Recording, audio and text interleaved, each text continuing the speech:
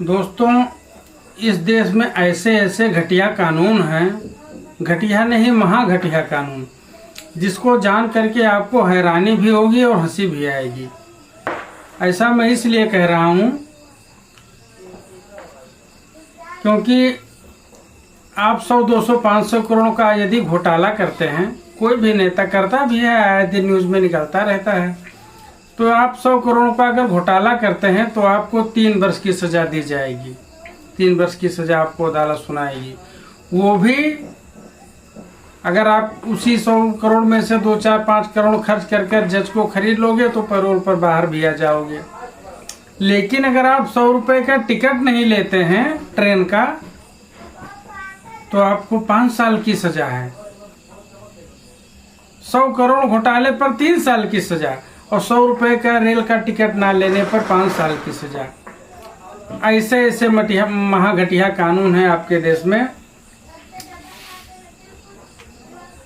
और ये सब कानून मैकाले द्वारा बनाया गया है।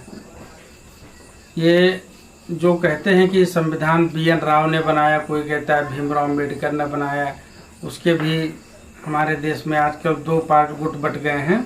लेकिन वो सब छोड़िए, जो मेन ढांचा था देश को चलाने का, जो मेन कानून था, शिक्षा, न्याय और कानून, इस तीनों की ड्राफ्टिंग अंग्रेजों का एक अधिकारी हुआ करता था TB मैकाले, उसने किया था। आप 100 करोड़ रुपए का घोटाला कीजिए, 3 साल के अंदर बाहर आ जाओगे। लेकिन अगर आप 100 रुपए की रिश्वत लेते पकड़े गए और अगर वो साबित हो गया तो आपको 7 वर्ष की सजा दी जाएगी। ऐसा कानून है हमारे देश का। कोई 17 या 17.5 मतलब 18 वर्ष के नीचे का कोई भी लड़का अगर किसी लड़की के साथ रेप कर लेता है तो वो नाबालिग है, उसको यूं ही छोड़ दिया जाएगा। लेकिन अगर आप 18 वर्ष के नीचे हैं, अगर कहीं आपने शादी कर ली तो ये गंभीर अपराध है, आपको सजा दी जाएगी।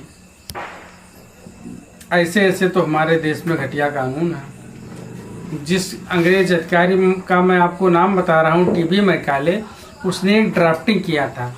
ड्राफ्टिंग करते समय उसने एक पत्र लिखा पार्लियामेंट ऑफ हाउस ब्रिटेन को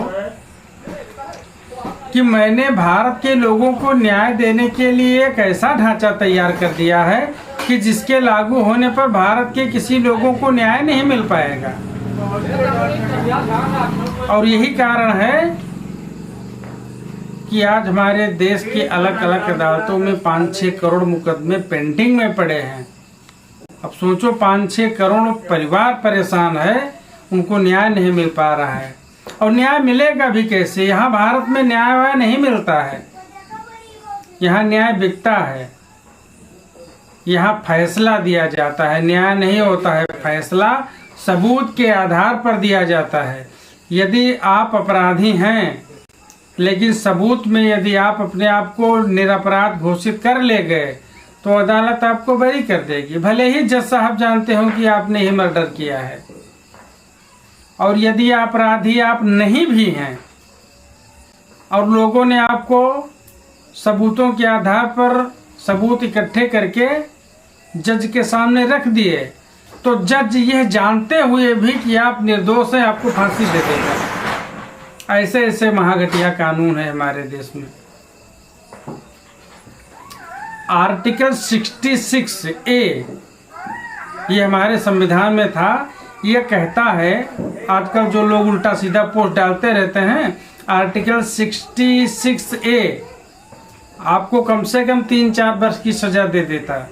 अगर ये होता तो ये जो आजकल उल्टा सीधा बयान देते रहते हैं, अपने ही महापुरुषों को गाली देते हैं, अपने ही देवी देवताओं को गाली देते हैं,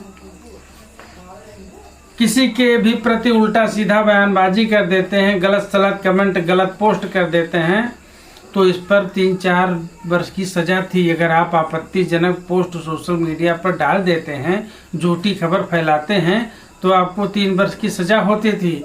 लेकिन सुप्रीम कोर्ट के सारे जजों ने मिलकर, वह जज जो लिब्रांडो गैंग से हैं,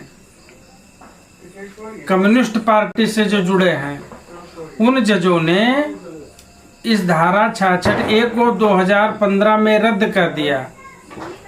बताइए, मतलब एक तो ऊपर से कानून भी सारे देश के घटिया हैं 90%, और जो सही भी हैं उनको भी हमारे माननीय जज लोग अपने आप को ज़्यादा विद्वान समझते हैं, इसलिए उन सारे अच्छे नियम कानून को बदलते रहते हैं।